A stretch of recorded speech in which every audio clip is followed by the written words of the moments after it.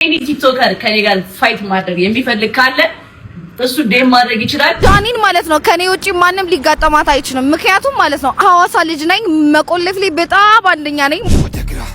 ወደ ቀኝ ትለኛለች እንዳታቁ አናቀኝ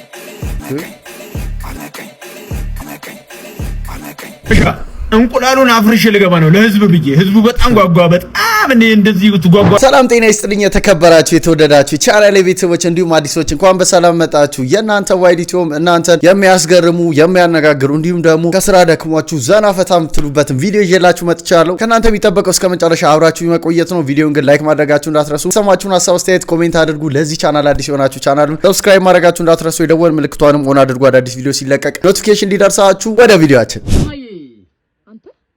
ሲጋራ ጀምራል እንዴ? አረኛ አላጨስም ማይ እና ምንድነው ቅድም ልብስን ሳጥብ የሸተተኝ እንዴ? ሌላ ሰው ይሆናል። እሺ ጫትስ? አረኔ ስሙን ራሱ ነው የምጠላው። እኔ በህይወት ይቅም ያለቅም እናት። ታዲያ ምንድነው ቅድም አብዲ ጫት ቤት ታይቷል እየተባለ የሚወራው? አረ የሰው ውሸት ግን እኔ ጭራሽ አብዲ ጋር ገዝቼ አላቅም። እንዴ ሙስጠፋ ነው ደንበኛ ነው የሚገዛው። እስኪ ይሄው የት ቀብር እንደቀሩ። በምን ጊዜ ነው ዝም ማለት ያለባችሁ? በተናደዳችሁ ጊዜ ዝም በሉ። እሺ ሞኝ ሲከራከራችሁ ዝም በሉ። በማታውቁት ነገርም ዝም በሉ። እሺ ሰው ሲያማችሁም ዝም በሉ። ሲያመሰግኗችሁም ዝም በሉ። እውነት ሐሰት ይህን ስኬታማ ለመሆን አሁን ያልኳችሁን አድርጉ። በኮሜንት ሐሳባችሁን እውነት ሐሰት ግለጹ። አዘልክኖት ዝም ማለት በጣም ትልቅ ፓወርፉል ነገር ነው። ግን ሰው ሲያመሰግነን ዝም ማለት እሷ ፓርት ትንሽ አልገባችኝም። ሌላው ግን ትክክል ነው። ጆኒን ብዬ እስከ 2 ሚሊዮን ብር የሚመድብ ካለ አይጋችሁ እያልኩ ነው። ማን ና ሴዶ ከመጀመሪያ ራውንድ ካለፈ እኔ ፋይቱን ተሸንፌያለሁ። 2 ሚሊዮን ብር ብቻ ሳይሆን የማሸንፈውን 4 ሚሊዮን ብር ለሱ ነው። ከመጀመሪያው ራውንድ ካለፈ ይቻላል እና ያው ኮሜንት ላይ ያሳውቁኝ። ማንም ቪዲዮ መስራት የሚችላል ከኔ ጋር 2 ሚሊዮን ብር ማስያዝ የሚፈልግ ሰው ካለ እግዚአብሔርን እየቀለድኩ አይደለም። ዴማርኩኝ እመድባለሁ ጆኒ ብዬ ስለሚቻል ጃኒ እንግዲህ 1 ሚሊዮን ብር መደባለሁ እያለች ነው። ቲክቶከሮቹ ምን ያክል ብር እንዳላቸው ማየት ትችላላችሁ። ጆኒ ጅጁትሱ ግን በጣም እየፎከርክ ነው። እኔ በቃ ኦፊሻሊ የሴዶ ደጋፊ ሆኛለሁ። ጆኒ በጣም እየፎከረ ነው። ንቃተ ህሊና ላይ ተሳክቶልሃል ፎከረ። ግን ሴዶ ላይ እንደ ንቃተ ህሊና የሚቀላ አይመስለኝም። ሞራሉ ደግሞ በስቶ ማለት ነው። ጃኒ ራሱ የሚደባደበኝ ሰው ካለ እያለች ነው ከሱ ጋር ውላ። ኤኒ ቲክቶከር ከኔ ጋር ፋይት ማድረግ የሚፈልግ ካለ እሱ ዴም ማድረግ ይችላል። ጋይስ ኢቲኤፍሲ 3 ጃኒ እኔ ራሴ ፐርሰናሊ ትሬን አድርጊያት። ኢቲኤፍሲ 3 ኤኒ ቲክቶከር ፋይት ለማድረግ ዝግጁ ናት።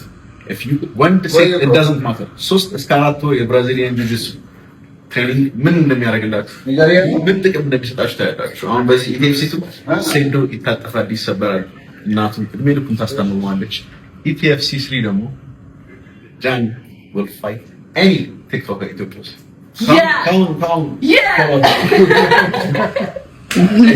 እግዚአብሔር እንደሰማችሁት ነው ጋይስ። ኤኒ ቲክቶከር ከኔ ጋር ፋይት ማድረግ የሚፈልግ ካለ እሱ ዴም ማድረግ ይችላል። ታገኙኛላችሁ። የሰር እና ደግሞ ጆኒን ብዬ የፈጠነ የሚደባደባት ሰው አግኝታለች። የፈጠነ ማለት ነው የምትለውን እስቲ ሰምተን እንመለስ። ኤኒ ቲክቶከር ከኔ ጋር ፋይት ማድረግ የሚፈልግ ካለ እሱ ዴም ማድረግ ይችላል። ጆኒን ቴክስት አድርጌለታለሁ እና ጃኒን ማለት ነው ከኔ ውጪ ማንንም ሊጋጠማት አይችልም። ምክንያቱም ማለት ነው ሐዋሳ ልጅ ነኝ፣ መቆለፍ ላይ በጣም አንደኛ ነኝ ማለት ነው። ማንንም አልሰማም። ጃኒ ከኔ ጋር እንድትወዳደር ጥሪ ያቀርብላታለሁ ማለት ነው። እርግጠኛ ነኝ እነ ጆኒም እነ ጃኒም ይሄን ነገር እንደ ቀልድ የወሰዱት ይመስለኛልና እኔ የምሬን ነው። መጨረሻው አያምርም። እንደ ትልቅ እድል ነው ይሄን እየወሰድኩት ያለው። ቀልዴን ብቻ ሳይሆን ምን ያህል ቁም ነገረኛ እንደሆንኩኝ እንዴት መጣል እንደምችል አሳያችኋለሁ ማለት ነው። ጆኒ እግር ሰብሬ ጥላለሁ ነው እያለ ያለው። እኔ ደግሞ የጃኒን እግሯንም ቅስሟንም ሰብሬ ነው የምለቃት። ምሮ ነው እንደው እናንተ ተያይዛችሁ ባየነ ከላይቭ ወጣችሁ ምን ልበልሽ። ወደ ቀኝ ትለኛለች እንዳታቁ አናቀኝ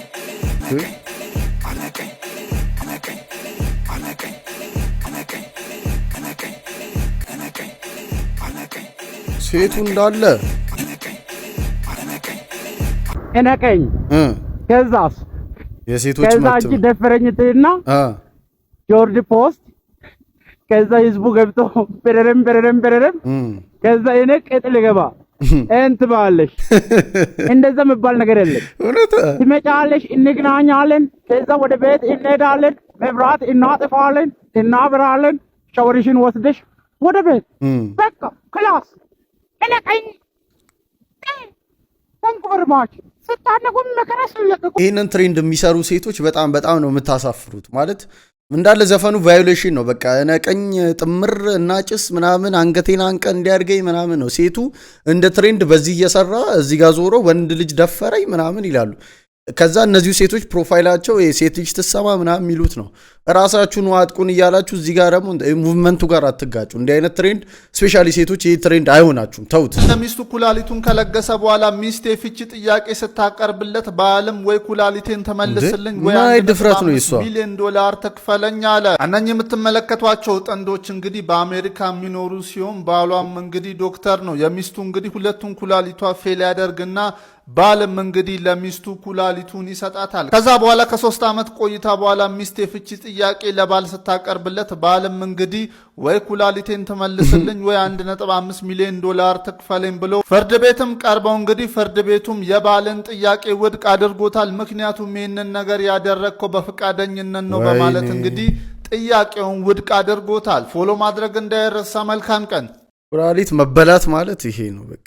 አሁን እሷ ምን አለበት አርፈሽ የፈለገ ችግር ቢኖር እኮ መኖር አለብሽ። ያንቺ ህይወት እኮ በዚህ ሰውዬ ላይ ነው የተመሰረተው። በቃ ኩላሊቱን ባይሰጣት እኮ ሞታ ነበረ። ግን የፈለገ ነገር ቢሆን መቻል ነበረባት ብዬ ነው ማስበው። ፍርድ ቤት ደግሞ በቃ በፈቃደኝነት ሰጥተሃል ምናምን። ስለዚህ ስማ ከሰጠ በፈቃደኝነት መክሰስ አትችልም ነው። አንቺም እንደዛው ከሰጠሽው አትችይም ነው። አቤት ምን ልታዘዝ?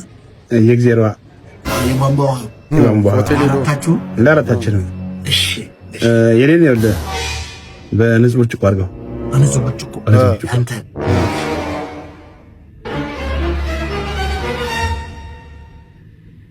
ማን ነበር በንጹህ ብርጭቆ ያለኝ? የኔ ነው።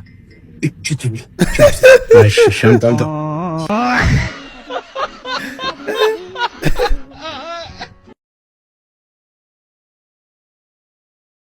ሁለቱንም ከመግደል በፊት ከጀለስ ጋር ታግተ እንደምን ተሰጣሉ። እንተኛው ምን ፈልጋለህ? ወደ ቤት ሂድ በቃ ያኛው ሊሞት ነው።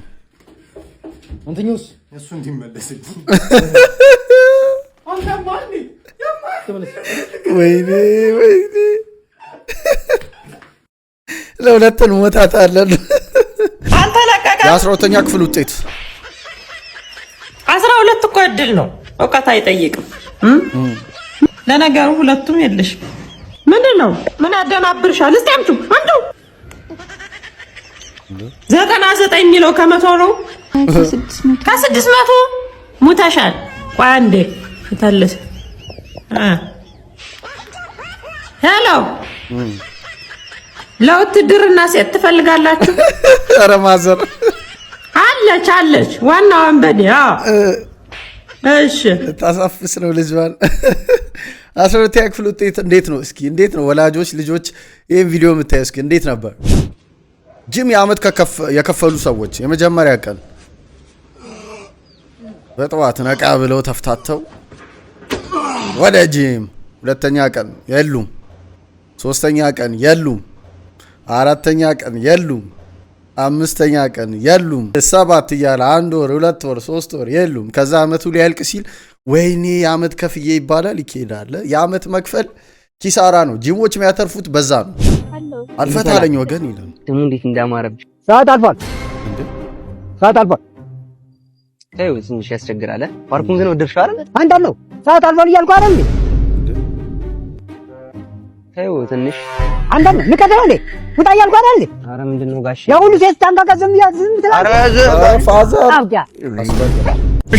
እንቁላሉን አፍርሽ ልገባ ነው ለህዝብ ብዬ። ህዝቡ በጣም ጓጓ። በጣም እኔ እንደዚህ ትጓጓ። እንደ ሴዶኩ የኢትዮጵያ ህዝብ ላይ የተጫወተ ሰው የለም። በቃ የኛን አይኪው ስለሚያቅ የአበሻን አይኪው ስለሚያቅ ትላንት አልወዳደርም ዛሬ ደግሞ ይሄው እወዳደራለሁ እያለ ነው ላችሁ ብዬ አልጠበቅኩም ነበር።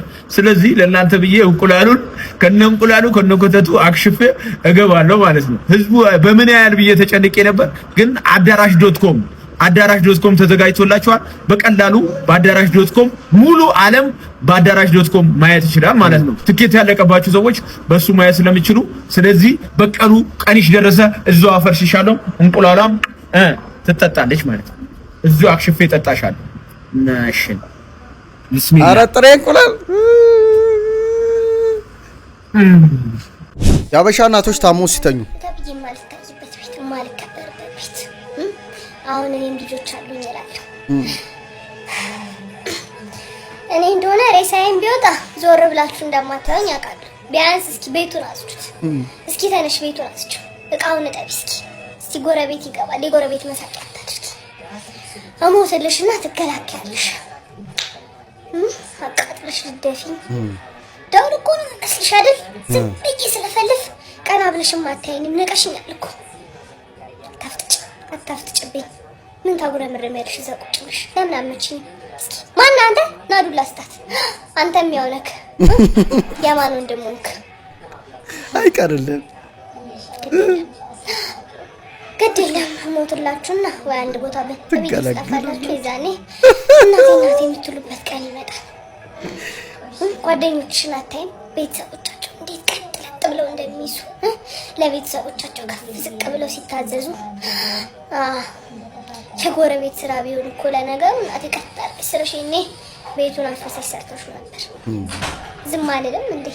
አረ ዝም እላለሁ። ምን አጠፋለፈ እንደሆነ ነቀሽ ይላል። አረ ተነሽ፣ አረ ቢያንስ ቤቱን እንኳን መላበው። አረ ስለመድኃኒዓለም ልነሳ እንዴ? ልነሳ? አረ ታምሜ እንኳን እረፍት ላክ። እኔ እኮ ሁሉም ያበሻ እናቶች በቃ አንድ አይነት እንዴት ነው እንደዚህ ሊሆኑ የቻሉት? የለቅሶ ቤት ንፍሮ የሚጣፍጥህ ራስ ቤት እስክበለው ነው። ልክ ራስ ቤት ንፍሮን እስበለው አይጣፍጥህም፣ ምክንያቱም ጨው የለውም። እኔ ደግሞ በጣም በቃ ቁም ነገር ሊያወራ ነው ስል ቀለደ። ግን መጀመሪያ ላይ ያልከው እውነት ነው። ሰው የለቅሶ ቤት ምስር ንፍሮ ምናምን ይላል። እውነት ነው። ቤት ሲገባ ነው ሁሉ ነገር የሚመርህ። መጠን በላይ የሚያስቡ ወይም ኦቨርቲንከር የሆኑ ሰዎች በህይወታቸው የሚጣሏቸው ነገሮች ምን እንደሆኑ ታውቃላችሁ? በሳይኮሎጂ እይታ አእምሯቸው ሁልጊዜ ከመጠን በላይ ስለሚሰራ በጭራሽ የማይመቻቸውን 3 ዋና ዋና ነገሮችን ልንገራቸው። በመጀመሪያ ደረጃ ያልተረጋገጠ ወይም ደብዛዛ የሆነ መረጃ አንክሊር ኮሚኒኬሽን በፍጹም አይመቻቸውም። ለምሳሌ አንድ ሰው በኋላ የሚነግርህ ነገር አለ ወይም ማውራት አለብን ብሏቸው ዝም ካለ አእምሯቸው ወዲያውኑ ሊፈጠሩ የሚችሉ መጥፎ አጋጣሚዎችን በሙሉ መተንተን ይጀምራል። አጭርና ግልጽ ያልሆነ ምላሽ ከፍተኛ ጭንቀት ይፈጥርባቸዋል። ሁለተኛ በድንገት የሚመጡ ያልተጠበቁ ለውጦችን ይጣላሉ። ኦቨርቲንከር የሆኑ ሰዎች ለማንኛውም አጋጣሚ አስቀድመው አእምሯቸው ውስጥ ዝግጅት ያደርጋሉ። ስለዚህ ያ ቅድመ ማስጠንቀቂያ ሁኔታዎች ሲቀየሩ ወይም በድንገት አዲስ ውሳኔ እንዷቸው በራሱ ጊዜ ማሰብ ማቆም እንደማይችል ስለሚያውቁ ነገሩን አቃሎ ማየት አይመቻቸውም። እናንተስ ኦቨርቲንከር ናችሁ? ትናንትና ፖሊስ ሲፈልግህ ነበረ። በውበት ሰው ገለሃል። እባክሽ እንደው እባክሽ አንተ እባክሽ ና ተመለስ እንዴ! ኧረ ጉዴ! ልቤን ይዘህ ወዴት ነው? አይነዋራችሁ ወይኔ! እንደዚህ አልገመትኩም። ገብርኤል እንደዚህ አልገመትኩም። መልስ ይሰጠኛል። እንዴት ነው ረዳት? እሺ ጋሽ ይሰጣል። ዝርዝር ስለሌለኝ ረድ ስማኛ ጋሽ ይሰጣል። አንተ ታገሱ። ጋቢና በእናትህ ልደታ ክብሬ እየመጣው ነው። ኬክ ምናምን ብለው እንዳለ ያለኝ እንዳታረሳሳኝ። ጋሽ ይሰጣል። ምን ነው ዝርዝር ስለሌለኝ ነው። አረሳም ችግር የለም። እንዳትበላኛ አላ ልትበላኝ ነው አይደል? ስጠኝ ጋሽ ምን ነው ሊያለቅሱ ነው እንዴ? በእናትህ ይሰጣል ተባልካ እንዴ? ለዘላዛ ብንትናል ኖርማል ነው መንገድ አይደል? ይመች ጋቢና ሂሳብ እንዴ? ኧረ ጋሽ በእና እንዲህም ሆነ ረስተህ ልትወርድ ትችላለህ። የምር ስንቱ ነው እንደዚህ እያለ መጨረሻ ላይ ረስቶት ቤት ሲደርስ ትዝ ይለዋል። ኮቪድ በኋላ ህይወት መቀጠል አልነበረበትም። ሁላችንም የዛኔ ነበር ጨጭ ማለት የነበረብን። ከዛ በኋላ ያተረፍነው እንግልትና ድካም ነው። እኔ ቆንጆ አንቺን የሚመስል ተፈልጎ ታጣ ገጣጣ እንዴ! እየመረቁ ስድብ ይሄን አየው እያነቡስ ክስታ እንደሚባለው 2019 በጀት ዓመት መሰረታዊ ያልሆኑ የቤት አስቤዛዎች እንዳይገዙ ለማስወሰን ለምክር ቤቱ አቅርቧል። እሺ እንደሚከተለው አቀርብላችኋለሁ። አላስፈላጊ የቤት አስቤዛዎች ስጋ፣ እንቁላል፣ ምስር፣ ጎመን፣ ጥቅል ጎመን በጭራሽ ለሚቀጥለው ዓመት እንዳይገዙ እንዲወሰን ለምክር ቤቱ ቀርቧል።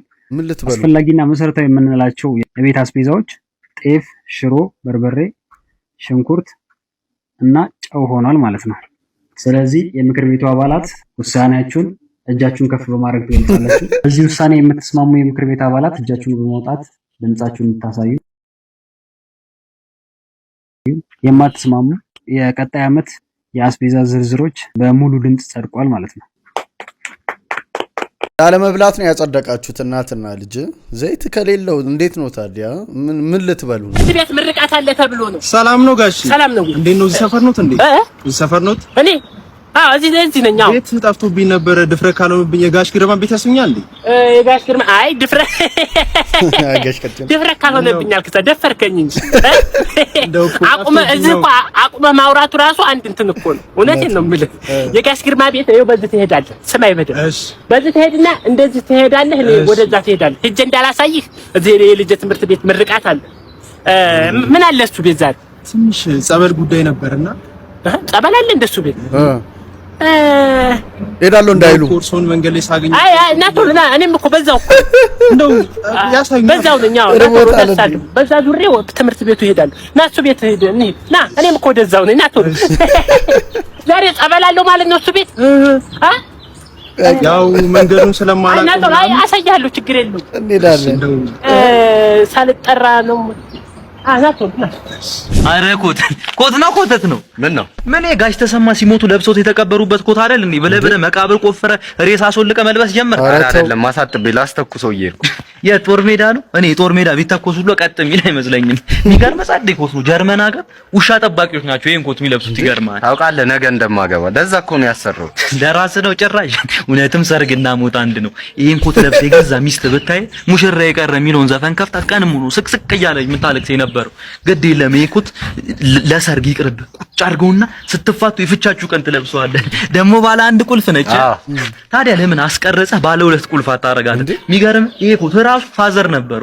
የሱ ግን ለየት የሚያደርገው በጋን ነበር የሚቆለፈው። አሁን አሻሻሉት፣ አዘመኑት ማለት ነው። አዎ አሻሽሉታል። በዛ ላይ ከፋይ ነው። ምን የራት ነው ከፋይ? ኧረ ሱፉ ከፋይ ነው። ልክ ነህ። ለነገሩ ይሄን ኩት በመልበስ ብቻ ሊከፈል ይገባል። ባይዘው ወይ እኔ መመክረህ ምን እንደሆነ ታውቃለህ? እነዚህ ሁለቱ ኪሶች ይታዩዋል አይደል? ሁለት ትላልቅ ድንጋይ የተከተበትና ማለት አሽከርከረ ወንዝ ላይ ሞራ። ግን ከዚህ ኮት የሆነ ነገሩ ተመችቶኛል። በተለይ መስቂያው በጣም ነው የተመቸኝ። ሚስት ካስቸገረች ትሰቀልበታለህ ቆጥ ላይ ምናምን። ያን ያህል ያስጠላል እንዴ? ኧረ ያስጠላም። በሚኒሊክ ዘመን ማለት ነው መኪና ከመግባቱ በፊት በቅሎ ነጂ የሚባሉ ነበሩ። እነሱ ነበር ይሄን ኮት የሚለብሱት። ነጂዎቹ አይደሉም በቅሎዎቹ ናቸው። እነሆ ከ140 ዓመት በኋላ ታሪክ ራሷን ደገመች። እንዴ ባያው አንተም ስልብነ በቅሎ የማይወልድም ኮት አልተሳሳትክም ልልህ ፈልጌ ነው። ምን እየሰራ ነው? እኔማ ምን እሰራለሁ? ሳክሳሙ ጃለስ ትናንትና የ12 ሚሊዮን ብር ኮንቴነር ነው ስናቀግፍ ያመሸነውና ለራስ ቀዳዳ ቀርስ ወይ ታዲያ ደክሞሃል? አዎ በጣም ደክሞኛል። ምን ነው ፈልገሽኝ ነበር እንዴ? እኔማ እራት ከጋበዝከኝ ብዬ ነበር። አሪፍ ነው እንዴ? እራትማ አሪፍ ነው። የት ልጋብዝሽ? እኔ እንጃ። ሸራተን? ኖ አይሆንም። እንዴ ምን ነው? ለምን? ይኸውልሽ ትናንትና እራት እዛ ነበር የበላ ነው። 2 ሚሊዮን ብር ሂሳብ መጥቶ ሳይቀበለኝ ነው የወጣሁት። እንደዚህ አይነት ነገር አልፈልግም። አንተ ደግሞ እሺ አንተ ምረጥ። በእኔ ምርጫ ከሆነማ ለምን እናንተ ሰፈር ይሄ ሸራ ወጥረው ምናምን እየጠባበሱ የሚሰሩት አሉ አይደለ? እዛ ለምን አንበላም? ምን ፓስቲ? ፓስቲ በዩ ፓስታ አላውቅም፣ ብቻ የቦምብ የሚመስለው ነገር። እኔ እንጃ። አንተን ካልደበረ እሺ። ደስ ነው የሚለኝ እኔ። እሺ በቃ ስንጨርስ ደግሞ ወደ አንተ ቤት እንሄዳለን። እስከ መቼ? ምን ነው ባዶ ድምፅ የሰማው መስሎኝ ነው። እና አንተ ቤት እንሄዳለን? ኖ ለምን እንደዛ ከሚሆን በእግራችን እኔ ቤት ስልኩን ደግሞ ይት እዛ ፓስቲ የበላንበት ቦታ ሩም የላቸውም።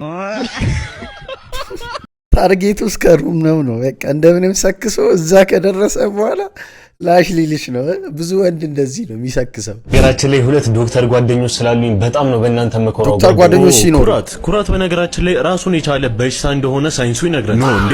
ኩራትማ ራሱን የቻለ ሲምፕተም ሊሆን ይችላል እንጂ በሽታ አይደል። ምን ማለት ነው? አንድ ሰው እኮ የሚኮራው ሜዱላው ተዘርግቶም ኢፒደርሚሱ ሲታጠብ ነው። የሰው ልጅ የሚኮራው ቨርተብራል ኮለመን ውስጥ ሆሞግሎቢን ሲመነጭ። ዋት ሆሞግሎቢን ዝም ብሎ የሚመነጭ ከሆነማ የልብ 16ኛው ክፍል ወደ ጉበትነት ሊቀየር ይችላል። በዛ ሊሆን የሚችለው የሰው ልጅ ላይ ሳይሆን ከብቶች ላይ ነው። ስለዚህ ከብት ነሽ እያልከኝ ነው ማለት አንቺ አብኖርማል ነሽ እንዴ? አልቀረብህም። ዲፊሸንሲ፣ ዝረይ፣ ሲንድረም፣ ራስ ዝም በል፣ ማላሪያ፣ ኢንፍሉዌንዛ፣ ቱበርኩሎስ፣ ሄፓታይተስ ኤቢሲዲ፣ ፓንደሚክ፣ ኤፒደሚክ ቫክሲን ያስፈልጋል። አንቺ ነሽ እንጂ ቴራፒ የሚያስፈልግ። ፕሪስክሪፕሽን ልጻፍልህ እንዴ? እኔ ሲክሊፍ ልጻፍልህ?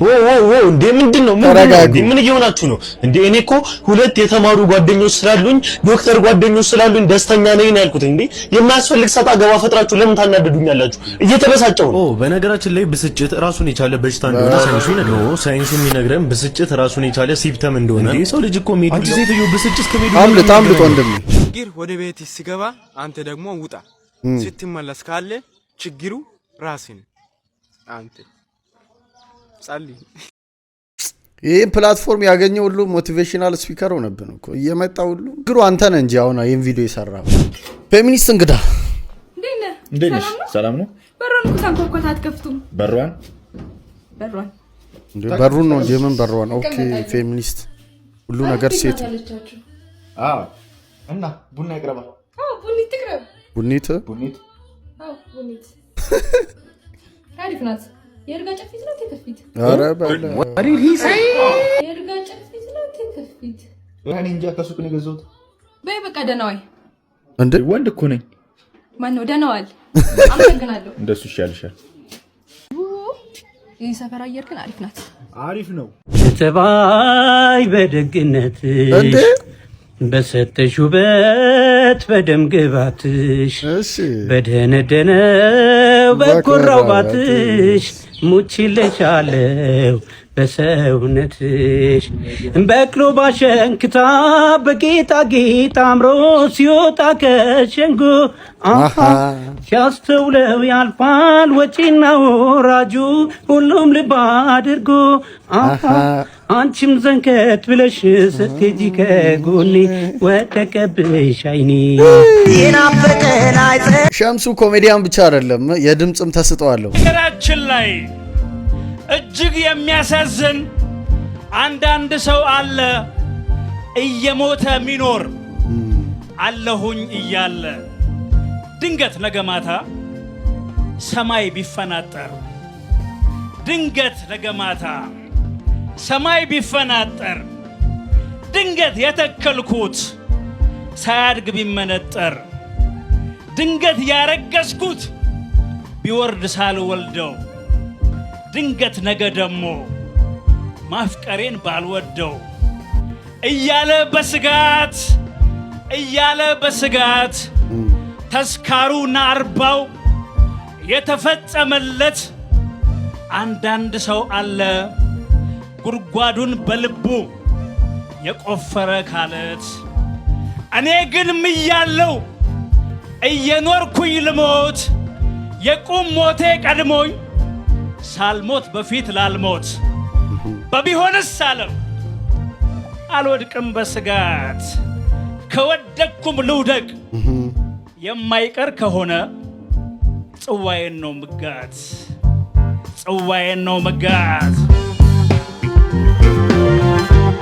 ለማግኘት 15 ሜትር ወደ ታች ለ18 ሰዓታት ያክል ቆፈረ። በመጨረሻ ላይ ግን ያገኘው ዓለምን እያነጋገረ ይገኛል። እዚህ ጋር ይዞ ወደ ገጠራማ ቦታ ሄደ። አንድ ገጠራማ አካባቢ ሲደርስ አካባቢው ጸጥ ያለ ነበር። ሰዎች የሉም፣ ቤቶች በጣም ጥቂቶች ናቸው ያሉት። ማሽኑን አብርቶ መሬቱን መፈለግና መፈተሽ ጀመረ። ከትንሽ ደቂቃ በኋላ ማሽኑ የሆነ ነገር እንዳገኘ በድምጽ ምልክት ይሰጠዋል። ልቡ በፍጥነት መምታት ጀመረ። ወርቅ አገኘው ብሎ ማሰበ። ድምጽ ያገኘበት አካባቢን ምልክት አድርጎ መቆፈር ጀመረ። 1 ሜትር፣ 2 ሜትር፣ 3 ሜትር የሚያክል ቆፈረ። ምንም ነገር አላገኘም። ግን ማሽኑ አሁንም ድምጽ ማውጣቱን አላቆመም። በጣም ጥልቅ ነው ብሎ አሰበና መቆፈሩን ቀጠለ። 3 ሜትር፣ 4 ሜትር፣ 5 ሜትርም ጫማ ያክል ለ18 ሰዓታት ያክል ቆፈረ። ሰውነቱ ደከሙ፣ እጆቹም ቆስሏል። ግን ሐሳቡ አንድ ብቻ ነበር፣ ዛሬ ሀብታም ሆኜ ነው ከዚህ አካባቢ የምመለሰው ሲል በመጨረሻም 5 ሜትር ያክል ወደ መሬት በጥልቀት ገባ። ነገር ግን ምንም አላገኘም። በዚህ ጊዜ በቁጣና በንዴት ማሽኑን አንስቶ ሊመለከተው ሲል አንድ ነገር ተረዳ። ማሽኑ ከመሬት ውስጥ ሳይሆን ከራሱ አቅራቢያ ነበር ድምጽ የሚያወጣው። እግሩን ተመለከተ እና የሚያደረገው ስቲል ሹ ወይ ደግሞ የስራ ጫማ ከብረት የተሰራ ጫማ ነበር። ማሽኑ የሚጮህ ወደ ጫማው ሲጠጋ እንደሆነ በመጨረሻ ደረሰበት። ያውላ ልፋት መና ሆነ። ማሽኑ ያውላ ሰዓት ሙሉ የሚያሳየው ምልክት በመሬት ውስጥ የተቀበረ ወርቅ ሳይሆን በእግሩ ላይ በነበረው ብረት ነበር። ያሳዝናል። ምን ትላላችሁ?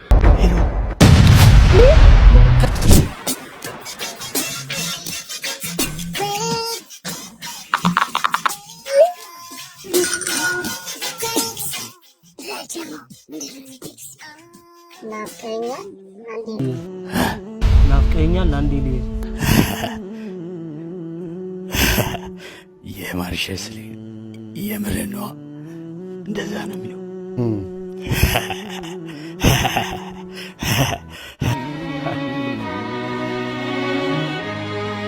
ሄሎ ማርሸት ማሪ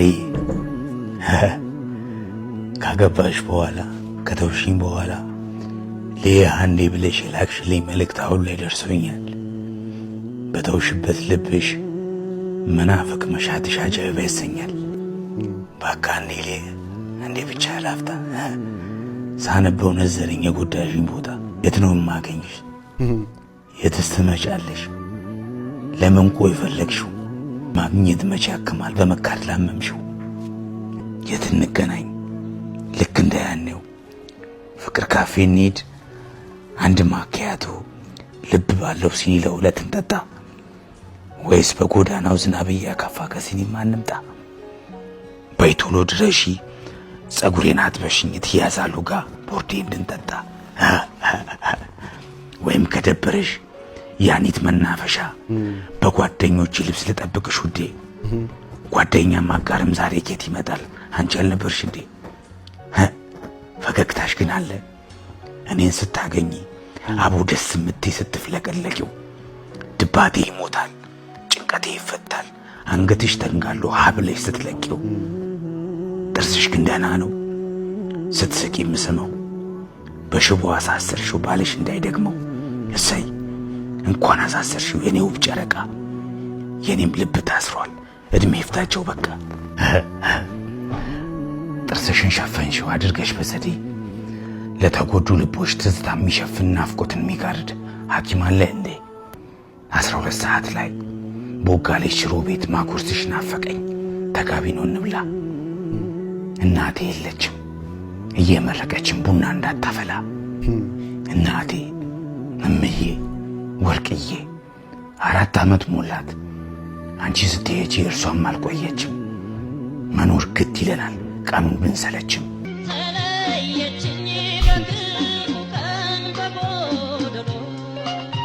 የሳብ ካለሽበት ልምጣ ማርሸት ማርዬ ይቅር ካልኩሽ ቆየው የካድሽኝን በደል አንቺስ ታዲያ ቢሆን ገላይ ቢሸትሽ አፌ ቢከረፋሽ አጠይኝም አይደል?